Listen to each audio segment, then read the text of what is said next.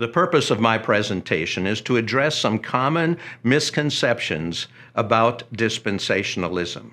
Many of the beliefs of dispensationalism reach deeply into church history. Those beliefs reach back to the very beginning of Christianity. But the system of theology known as dispensationalism really began in the mid-19th century, and since its inception, it has been very popular yet controversial.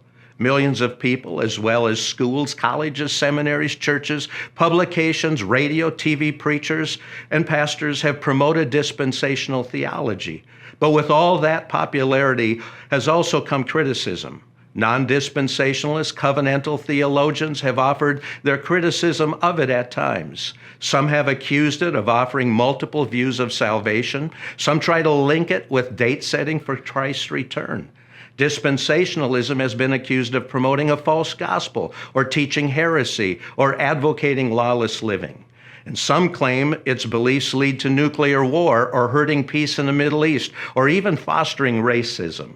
Dispensationalism has been criticized for its views on biblical interpretation, the distinction between Israel and the church, and a pre-trib rapture.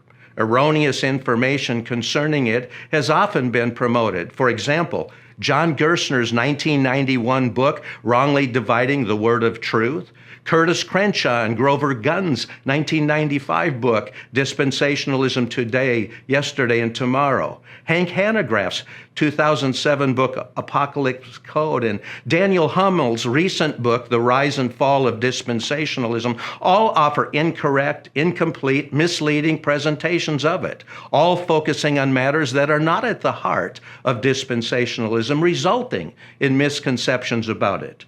Books such as these try to tie it with erroneous views regarding salvation, or to link it with Arminianism, or align it with cults, or assert that it threatens the gospel of Jesus Christ.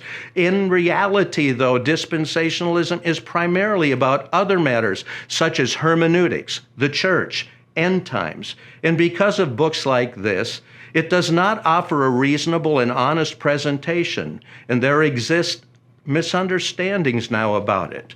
For example, that dispensationalism is primarily about 7 dispensations, or that it is some innovation first proposed by John Nelson Darby in the 19th century.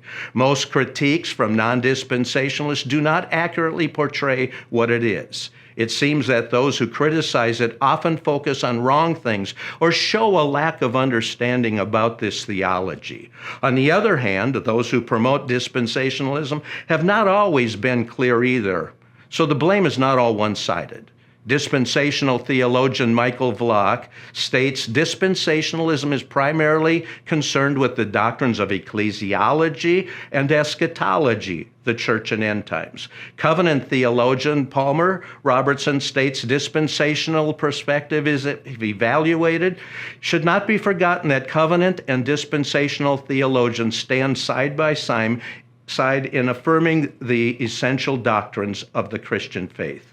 We've briefly addressed some misconceptions and falsehoods about it with the hope that you will now seek to understand the true nature of dispensationalism. Thank you.